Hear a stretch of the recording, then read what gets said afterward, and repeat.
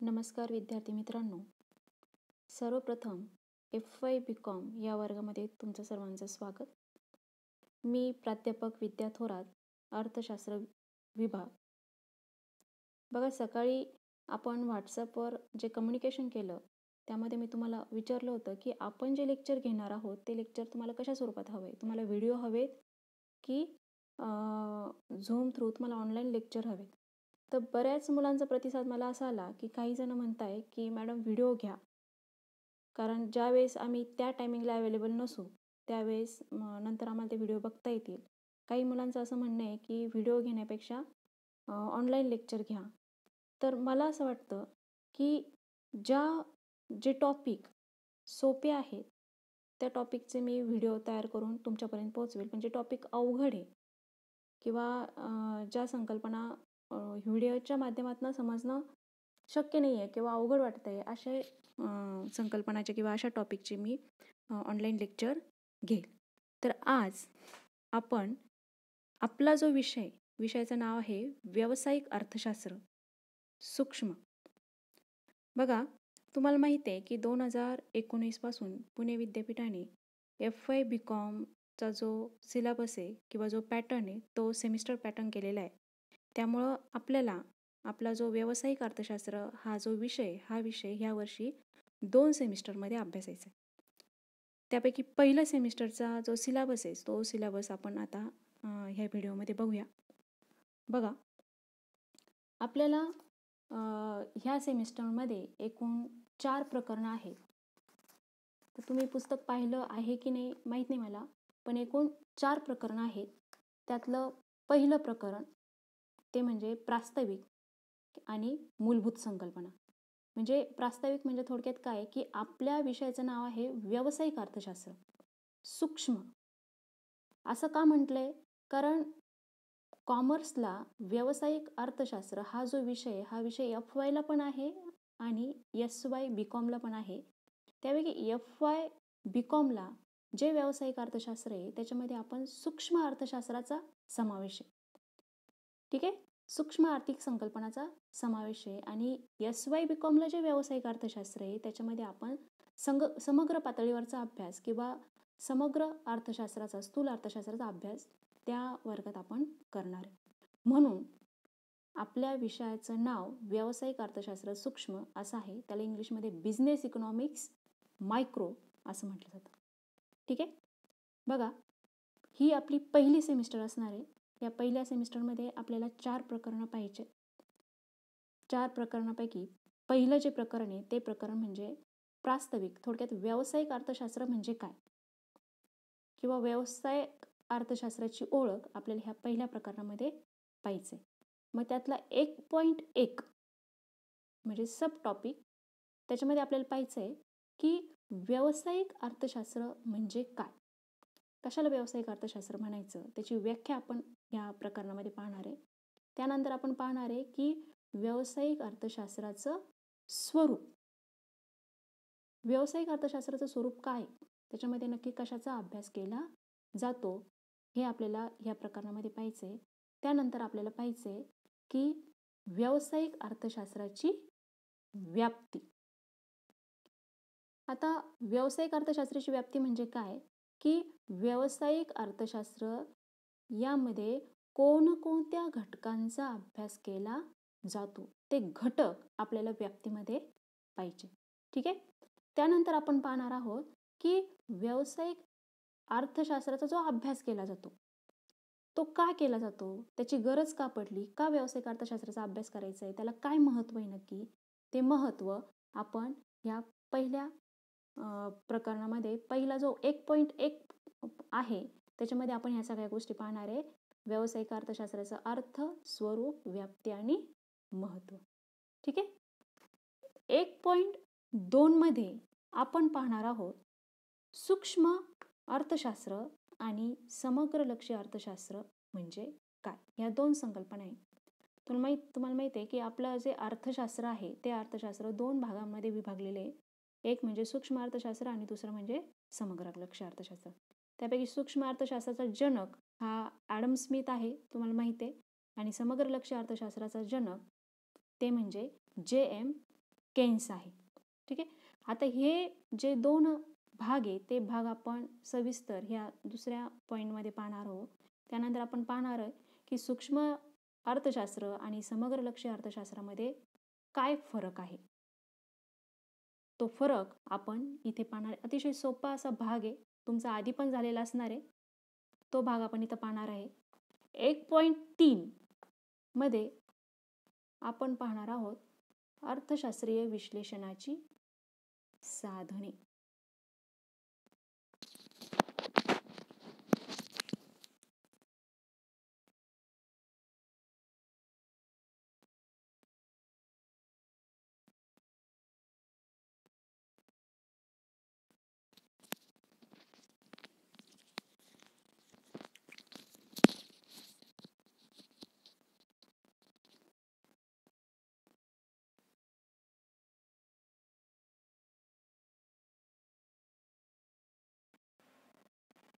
Hello. 1.3 ह्या भागामध्ये किंवा ह्या तिसऱ्या पॉईंटमध्ये आपण पाहणार आहोत अर्थशास्त्रीय विश्लेषणाची साधने. आता अर्थशास्त्रीय विश्लेषणाची साधनं म्हणजे काय, तर थोडक्यात अर्थशास्त्राचा जो अभ्यास केला जातो किंवा अर्थशास्त्रीय सिद्धांताचा जो अभ्यास केला जातो, तो अभ्यास करत असताना किंवा तो सिद्धांत स्पष्ट करण्यासाठी ज्या साधनांचा वापर केला जातो त्या साधनांना विश्लेषणाची साधनं म्हणतात. थोडक्यात तुम्हाला माहिती आहे, कोणताही सिद्धांत घ्या, आपण मागणीचा सिद्धांत घेऊया. मागणीचा सिद्धांत स्पष्ट करत असताना आपण तो मागणीचा नियम सर्वात आधी शब्दामध्ये सांगत असतो, बरोबर की नाही. शब्दांमध्ये म्हणजे थोडक्यात ती व्याख्या देतो आपण. काय की इतर परिस्थिती कायम असताना किंमत पातळीमध्ये वाढ झाली असता मागणीमध्ये घट होते, या उलट परिस्थितीमध्ये किंमत पातळीत घट झाली असता मागणी ही वाढते किंवा मागणीमध्ये वाढ होते. आता हा सिद्धांत मी कसा सांगितला, हा सिद्धांत मी शब्दांमध्ये सांगितला, म्हणजे शाब्दिक स्वरूपात तो सिद्धांत सांगितला, बरोबर की नाही. त्यानंतर तो फलन संबंधाच्या सहाय्याने पण सांगता येतो. तो कसा, तर तुम्हाला माहिती आहे की मागणीचा सिद्धांतामध्ये मागणी ही कशावर अवलंबून असते, किमतीवर अवलंबून असते. म्हणजे मागणी आणि किंमत यांच्यामध्ये एक विशिष्ट संबंध आहे, त्याला आपण फलनात्मक संबंध म्हणतो. तो संबंध कसा आहे, तो संबंध व्यस्त आहे. तुम्हाला माहिती आहे, किंमत वाढली मागणी कमी होते, किंमत कमी झाली मागणी वाढते. यांच्यामध्ये जो संबंध आहे त्याला म्हटलं जातं एक फलनात्मक संबंध. मागणी ही किमतीवर अवलंबून असते, ते सुद्धा एक विश्लेषणाचं साधन आहे. त्यानंतर तोच सिद्धांत आपण तक्त्याच्या सहाय्याने सुद्धा स्पष्ट करतो, बरोबर नाही. एक तक्ता काढतो, जी काही आकडेवारी आपल्याला मिळालेली असते ती आकडेवारी त्या तक्त्यामध्ये आपण टाकतो, तक्त्याच्या सहाय्याने सुद्धा तो सिद्धांत स्पष्ट होतो. तोच सिद्धांत जी आपण तक्त्याच्या माध्यमातून आकृती पण काढतो, त्यालाच आलेख म्हणतात. आकृतीच्या सहाय्याने सुद्धा तो सिद्धांत आपण स्पष्ट करतो, बरोबर की नाही. आणि तोच सिद्धांतामध्ये आपण समीकरणही मांडतो, समीकरणाच्या सहाय्याने सुद्धा तो सिद्धांत स्पष्ट करता येतो. तो कसा, तर आता समीकरण बघा, मागणीचं जे सिद्धांत आहे त्या सिद्धांतामध्ये आपण काय समीकरण मांडू शकतो की किंवा त्याच्यामध्ये जो फलन संबंध आहे तो फलन संबंध कसा सांगू शकतो की quantity of demand is equal to function of price, बरोबर की नाही. असं सूत्र आहे ना, या सूत्रांच्या सहाय्याने सुद्धा आपण तो सिद्धांत स्पष्ट करू शकतो. ही सगळी साधने, या सगळ्या साधनांना म्हटलं जातं आर्थिक विश्लेषणाची साधने. म्हणजे थोडक्यात कोणताही सिद्धांत स्पष्ट करत असताना तो शाब्दिक स्वरूपातही मांडता येतो, तो तक्त्याच्या स्वरूपातही मांडता येतो, तो आकृतीच्या सहाय्याने पण मांडता येतो आणि तोच सूत्रांच्या सहाय्याने सुद्धा स्पष्ट करता येतो. ही जी काही सिद्धांत स्पष्ट करण्यासाठी जी साधनं वापरली आहे त्या साधनांना एकत्रित म्हटलं जातं आर्थिक विश्लेषणाची साधने. आलं लक्षात. पहिल्या प्रकरणामध्ये आपण हे पाहणार आहोत. त्याचबरोबर पुढचा मुद्दा आपण पाहणार आहोत 1.4. पहिल्याच प्रकरणातला हा भाग आहे. त्यामध्ये आपण पाहणार आहोत की अर्थशास्त्रामध्ये ज्या काही मूलभूत संकल्पना आहे की त्या संकल्पना आपल्याला सतत सगळ्याकडे आपण त्या गोष्टींचा अभ्यास करत असतो किंवा सतत त्या संकल्पनांचा उल्लेख होत असतो, त्या संकल्पना आपण पाहणार आहोत. त्यामध्ये मग कुटुंबे आली, उपभोक्ता आला, उद्योग संस्था, संयंत्र आणि उद्योग. या सगळ्या संकल्पनांचा अभ्यास आपण ह्या 1.4 मध्ये पाहणार आहोत. ह्या मूलभूत संकल्पना आहे. कारण अर्थशास्त्राचा मग ते सूक्ष्म अर्थशास्त्र असू दे किंवा समग्र लक्ष अर्थशास्त्र असू दे, कोणत्याही अर्थशास्त्रामध्ये ह्या संकल्पना कुठं ना कुठं येत असतात. म्हणून त्या नक्की काय आहे? कुटुंब म्हणजे काय? कुटुंब कशाला म्हणायचं? उपभोक्ता म्हणजे नक्की काय? बघा, उपभोक्ता हा शब्द अर्थशास्त्रामध्ये सतत वापरला जातो. उपभोक्ता, पण उपभोक्ता म्हणजे नक्की काय? आपल्या भाषेमध्ये आपण दैनंदिन व्यवहारामध्ये त्याला ग्राहक म्हणतो, बरोबर की नाही? ग्राहक. पण अर्थशास्त्रामध्ये ग्राहकाला उपभोक्ता म्हणतात. उपभोग घेणारा, वस्तूंचा उपभोग घेणारा असा उपभोक्ता. मग ती उपभोक्ता संकल्पना. उद्योग संस्था, बरोबर नाही? बऱ्याच ठिकाणी उद्योग संस्था हा शब्द वापरला जातो. पण उद्योग संस्था म्हणजे नक्की काय असतं? तो उद्योग संस्था. संयंत्र, त्याला म्हणजे परिचित जो शब्द आहे इंग्लिशमधला तो आपण प्लांट म्हणतो, बरोबर की नाही? प्लांट. आता बरेचसे प्लांट तुम्हाला माहिती आहे, त्याची कल्पना तुम्हाला आलेली आहे. मग ते वेगवेगळ्या प्रकारचे जे विशिष्ट ज्या ठिकाणी प्रत्यक्ष उत्पादन घेतलं जातं, तो जो प्रकल्प असतो त्या प्रकल्पाला संयंत्र म्हणतात. त्यालाच इंग्लिशमध्ये प्लांट म्हणतात. ठीक आहे. आणि 5वा जी संकल्पना आहे ती म्हणजे उद्योग. उद्योग म्हणजे काय? की एकसारख्या वस्तूंचं उत्पादन किंवा सारख्याच वस्तूंचं उत्पादन करणाऱ्या ज्या उद्योग संस्था असतात, त्या उद्योग संस्थांचा जो समूह असतो त्या समूहाला काय म्हटलं जातं? उद्योग असं म्हटलं जातं. ह्या ज्या संकल्पना आहे ह्या आपण डिटेल हा जो टॉपिक ज्यावेळेस सुरू होईल 1.4 मूलभूत संकल्पना त्यामध्ये आपण पाहणार आहे. आणि पहिल्या प्रकारातला शेवटचा भाग तो म्हणजे उद्योग संस्थेची ध्येय, त्यालाच म्हणतात उद्योग संस्थेची उद्दिष्ट. ते उद्दिष्ट आपण काय करणार आहे ह्या 1.5 मध्ये पाहणार आहे. मग ती 2 प्रकारची, एक म्हणजे आर्थिक ध्येय आणि दुसरे म्हणजे आर्थिकेतर ध्येय. आता हे नक्की काय आहे हे आपण त्यावेळेस पाहणार आहे. तर त्यातलं एक शॉर्टमध्ये तुम्हाला सांगायचं झालं तर उद्योग संस्थेची उद्दिष्ट काय असतात तुम्हाला माहिती आहे. सगळ्यात महत्त्वाचं आणि प्रमुख उद्दिष्ट काय असतं? नफा मिळवणे. मग हे उद्दिष्ट कशात येईल? पैशाशी संदर्भात आहे, अर्थाशी संबंधात आहे, संदर्भात आहे. त्यामुळे ते आर्थिक ध्येयामध्ये येईल, बरोबर नाही? म्हणजे यासारखे अनेक असे उद्दिष्ट आहे, ते उद्दिष्ट आपण ह्या प्रकरणामध्ये पाहणार आहोत. आलं का लक्षात? ठीक आहे. पुढचा जे प्रकरण आहे ते प्रकरण म्हणजे उपभोक्त्याचे वर्तन. दुसरं प्रकरण आहे आपल्या पहिल्या सेमिस्टरमधलं किंवा ह्या आत्ताचा जो सिलेबस आहे अभ्यासक्रम त्यातलं दुसरं प्रकरण आहे उपभोक्त्याचं वर्तन. त्यालाच इंग्लिशमध्ये म्हणतात कन्झ्युमर बिहेवियर. आता उपभोक्त्याचं वर्तन म्हणजे काय? उपभोक्ता म्हणजे कोण? आपण. जो वस्तूंचा उपभोग घेतो त्याला काय म्हटलं जातं? उपभोक्ता असं म्हटलं जातं. मग आपण सर्वजण काय झालो? उपभोक्ते झालेलो. आपण वस्तू आणि सेवांचा उपभोग घेतो की नाही, म्हणून आपल्याला उपभोक्ता म्हणायचं. मग आपलं आर्थिक वर्तन कसं असतं? ज्या वेळेस आपण बाजारामध्ये जातो, ज्यावेळेस आपण एखादी वस्तू खरेदी करतो, एखाद्या वस्तूची आपण मागणी करतो, त्यावेळेस आपलं आर्थिक वर्तन कसं असतं हाच अभ्यास आपल्याला ह्या प्रकरणामध्ये पाहायचा आहे. बघा मुलांनो, अर्थशास्त्र हा काय खूप अवघड असा टॉपिक नाही आहे. असं म्हणजे आपला विषय हा खूप असा अवघड नाही आहे. विषय काय आहे की तुमचं बाजारामध्ये वर्तन कसं असतं तोच अभ्यास ह्या अर्थशास्त्रामध्ये केला जातो. तोच अभ्यास काय केला जातो? अर्थशास्त्रामध्ये केला जातो. थोडक्यात काय की बाजारात गेल्यानंतर एखाद्या वस्तूंना ज्यावेळेस आपण मागणी करतो त्यावेळेस आपलं त्या बाजारातलं वर्तन कसं आहे तो अभ्यास आपण आपल्या ह्या सिद्धांतात करतो. मागणीचा सिद्धांत काय सांगतो आपल्याला?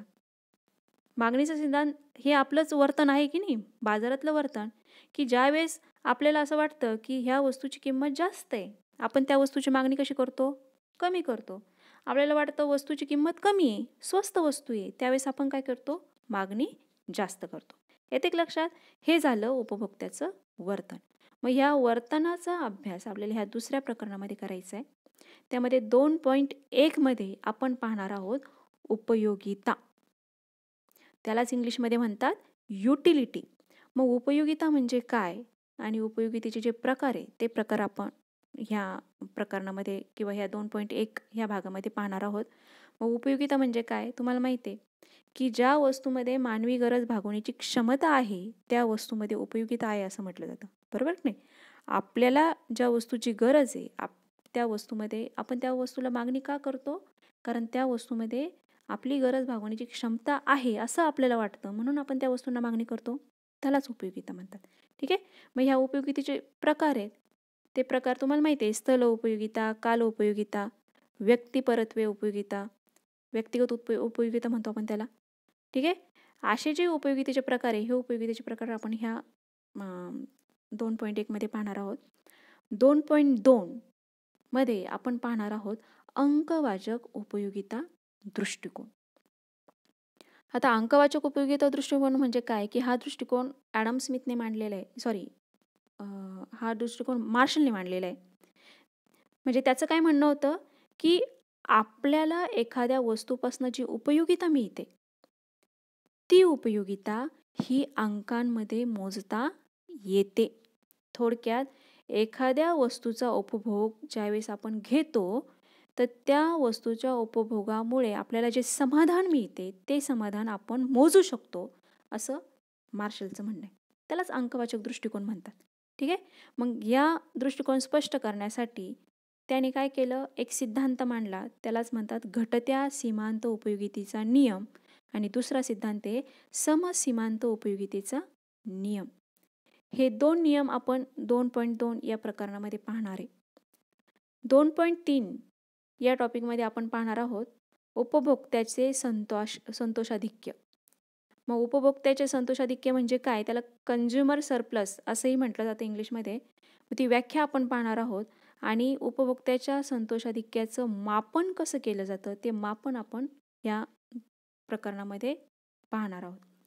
2.4 मध्ये आपण पाहणार आहोत क्रमवाचक उपयोगिता दृष्टिकोन.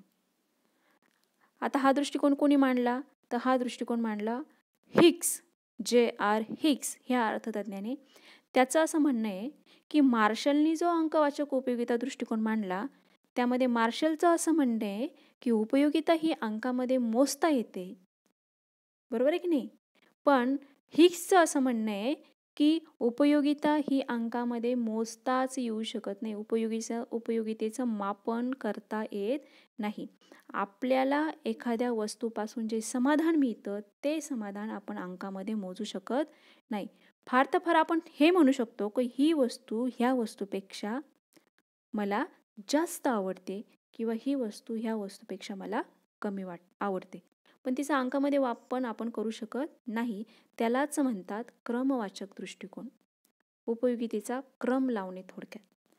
मग यामध्ये 2.4 मध्ये आपल्याला पाहायचं आहे की समवृत्ती वक्र. हिग्सने जो समवृत्ती वक्र सांगितलेला आहे तो समवृत्ती वक्र आपल्याला ह्या प्रकरणामध्ये पाहायचं आहे. मग त्यामध्ये समवृत्ती वक्र म्हणजे काय, समवृत्ती वक्राची जी वैशिष्ट्ये आहे ती वैशिष्ट्ये आपण ह्या प्रकरणामध्ये पाहणार आहे. आणि त्यानंतर आपण पाहणार आहे की समवृत्ती वक्राच्या आधारे उपभोक्त्याचा समतोल कसा स्पष्ट होतो. ठीक आहे. कसा समतोल प्रस्थापित होतो ते आपण ह्या दुसऱ्या प्रकरणामध्ये पाहणार आहे. ठीक आहे. त्यानंतर तिसरं प्रकरण आहे ते म्हणजे कोणतं, मागणी व पुरवठा विश्लेषण, डिमांड अँड सप्लाय ॲनालिसिस. ठीक आहे. आता ह्या प्रकरणामध्ये आपल्याला काय काय पाहायचं आहे, तर या प्रकरणामध्ये आपल्याला पाहायचं आहे मागणी म्हणजे काय. मागणी म्हणजे काय. त्यानंतर आपण पाहणार आहोत मागणीवर परिणाम करणारे जे घटक आहे त्यालाच म्हणतात निर्धारक घटक. ते घटक आपण पाहणार आहोत. त्यानंतर मागणीचा जो नियम आहे तो नियम आपण या ठिकाणी पाहणार आहे या प्रकरणामध्ये तिसऱ्या. त्यानंतर 3.4 मुद्दा आहे आपला मागणीची लवचिकता. हा मुद्दा आपल्याला या प्रकरणामध्ये स्पष्ट करायचा आहे. आता मागणी आणि मागणीची लवचिकता यामध्ये काय फरक आहे, मागणीचा नियम आणि मागणीची लवचिकता यामध्ये काय फरक आहे बघा. मागणीचा नियम काय सांगतो, किंमत पातळीत वाढ झाली असता मागणीमध्ये घट होते आणि किंमत पातळीत घट झाली असता मागणीमध्ये वाढ होते. पण या नियमातनं जी अचूकता आहे ती अचूकता आपल्याला कळत नाही की किंमत पातळीत किती वाढ झाल्यामुळे मागणी किती कमी झाली ॲक्च्युअल, आणि किंमत पातळीत किती घट झाल्यामुळे मागणी किती वाढली तिचं प्रमाण मात्र त्या नियमाच्या माध्यमातून कळत नाही. म्हणून मागणीची लवचिकता अभ्यासावी लागते. मागणीच्या लवचिकतेवरून आपल्याला मागणी आणि किमतीमध्ये जो काही बदल झालेला आहे त्यातली अचूकता आपल्याला तिथं कळते. मग मागणीच्या लवचिकतेचे 3 प्रकार आहे, तुम्हाला माहिती आहे ते कोणते? मागणीची किंमत लवचिकता, ठीक आहे, मागणीची उत्पन्न लवचिकता आणि मागणीची छेदक लवचिकता. ह्या तिन्ही लवचिकतेचे, किंमत, उत्पन्न आणि छेदक लवचिकतेचे आपल्याला अर्थ आणि प्रकार पाहिजेत, ठीक आहे. त्यानंतर 3.5 जो सब टॉपिक आहे तो म्हणजे पुरवठा. मागणीचा आपण सगळ्या गोष्टी पाहिल्या, मागणीचे सगळे घटक पाहिले. आता आपल्याला पाहायचं आहे पुरवठा. त्या पुरवठ्यामध्ये आपण पाहणार आहोत पुरवठा म्हणजे काय, त्याची संकल्पना. त्यानंतर आपण पाहणार आहोत पुरवठ्याचा नियम.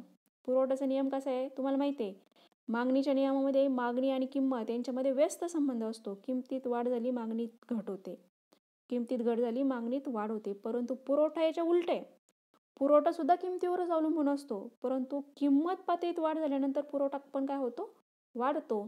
आणि किंमत पातळीत घट झाल्यानंतर पुरवठा काय होतो? घटतो. हा पुरवठ्याचा नियम आहे.